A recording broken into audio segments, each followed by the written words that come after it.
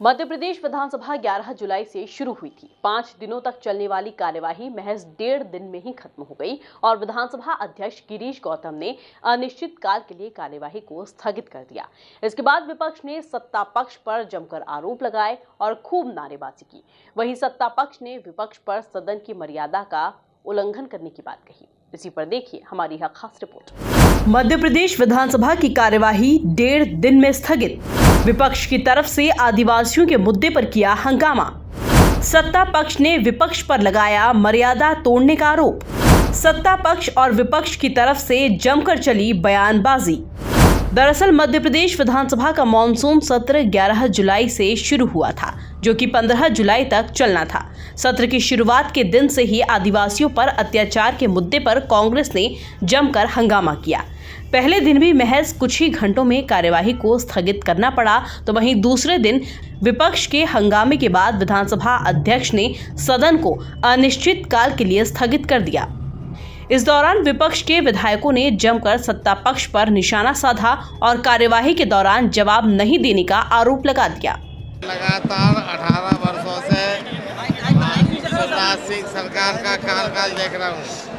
सरकार के द्वारा जब सरकार भ्रष्टाचार के गले में डूब जाती है, जब उनके कारनामे उजागर हो जाते हैं, भ्रष्टाचार के, अनैतिक कृत्यों के, आदिवासी समाज पर हमलों के, उस समय सरकार हमेशा विधानसभा की कार्रवाई नहीं चलने देती, हल्ला गुल्ला करके समाप्त करना चाहती है।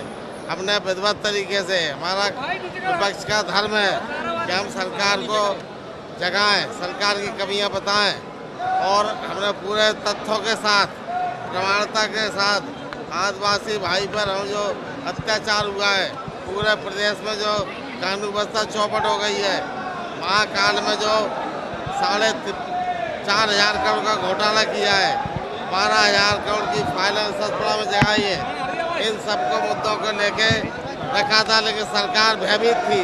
शिवराज सिंह की सरकार और इसमें इतनी हिम्मत नहीं है शिवराज सिंह में कि सदन का सामना कर सके और हमेशा पलायन का काम करते हैं। अब आगामी समय में जनता इनको जवाब देगी।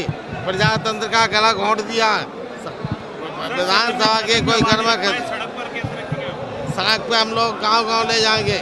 आदिवासी समाज का अपमान पूरे प्रदेश में बताएंगे किस तरह से भारतीय जनता पार्टी के नेता मंत्री अपराधियों को संरक्षण देते हैं। शिवराज सिंह अपराधियों को संरक्षण में। देखिए, कल हमने सीधी में आदिवासी भाई के साथ जो घिनौना कृत्य हुआ था, उसके बाद से लगातार मध्य प्रदेश में हर जिले में आदिवासी भाई बहनों पे अत्याचार हो रहा है। आज महाकाल लोक का भ्रष्टाचार, सतपुड़ा का भ्रष्टाचार, ये हमने उठाया।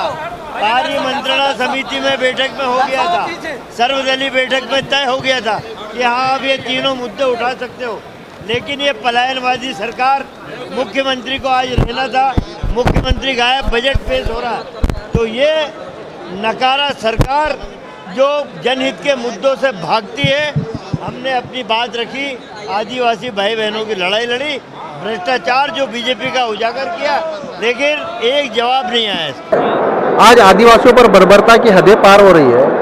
आदिवासियों को जेलों में फर्जी मुकदमे लगाकर उनको जेलों में बंद किया जा रहा है। आदिवासियों के 200 से ज़्यादा गांवों को स्थापित करने की जो प्रस्तावित योजनाएं बनाई जा रही है। हमने सदन में चर्चा के लिए स्थगन प्रस्ताव लाया, लेकिन भारतीय जनता पार्टी सरकार स्थगन पर चर्चा करने की बजाय दूर भागती रही और आदिवासियों के ऊपर जो शोषण और अत्याचार हो रहे हैं, कहीं न कहीं उनका संरक्षण है।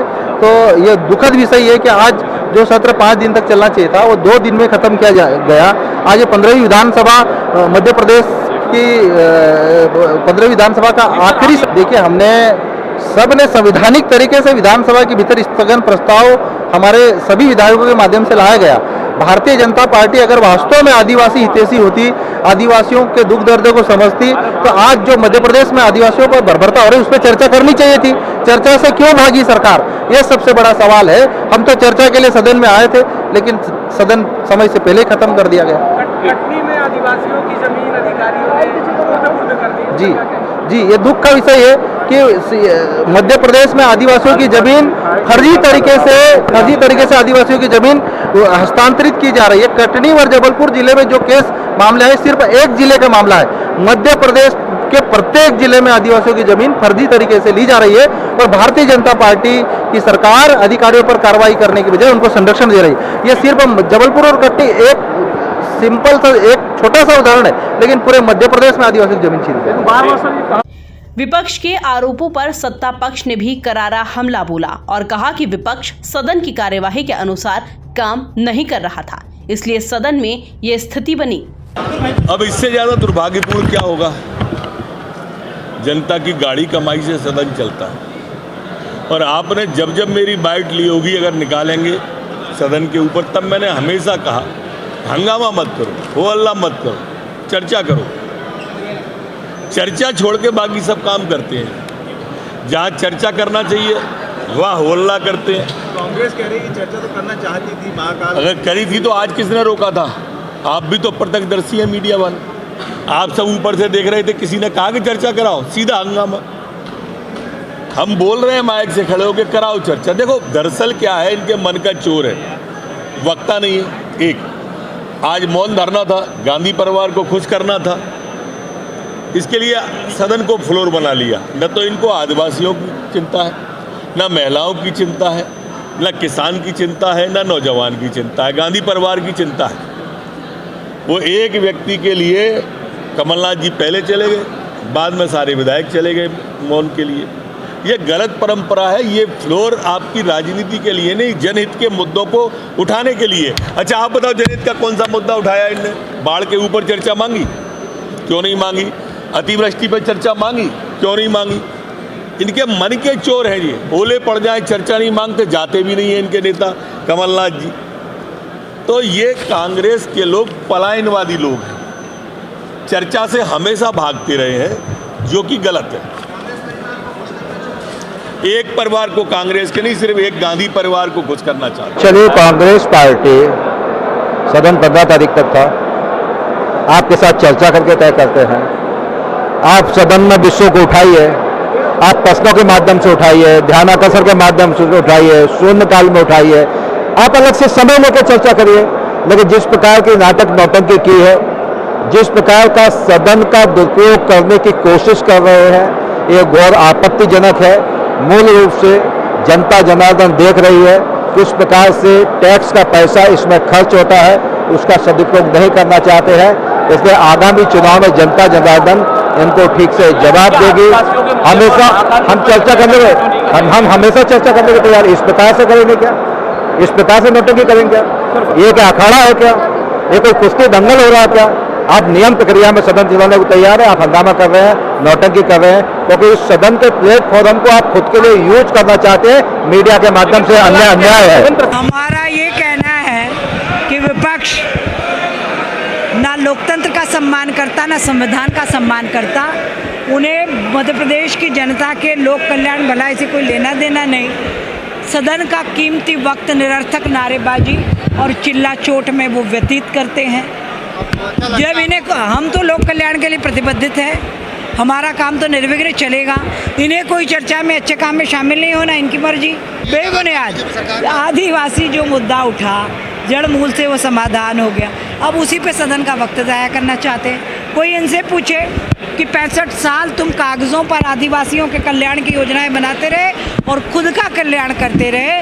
पैसा जैसा लोक कल्याणकारी एक्ट भी भारतीय जनता पार्टी ने पारित किया, तब ये कहाँ थे?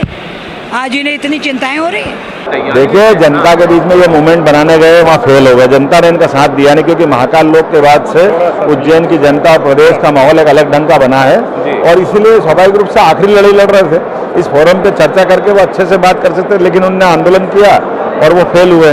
मुझे इस बात को कहने में कोई गुरेज नहीं कि बाबा महाकाल के कारण से उज्जैन की इकोनॉमी बदली, पूरे प्रदेश का माहौल बदला और उसी का लाभ हम देख रहे हैं। कांग्रेस सबने देखा कि प्रश्नकाल जब अच्छा चला तो अच्छे चल रहे प्रश्नकाल को बिगाड़ा किसने?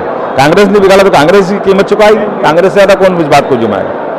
सदन की कार्यवाही महज 2 दिन में खत्म होने से विधानसभा का मॉनसून सत्र कई अहम मुद्दे बगैर चर्चा के साथ ही समाप्त हो गया। इसका जिम्मेदार कौन है, सवाल तो बनता है। Bureau report, MP news Bhopal.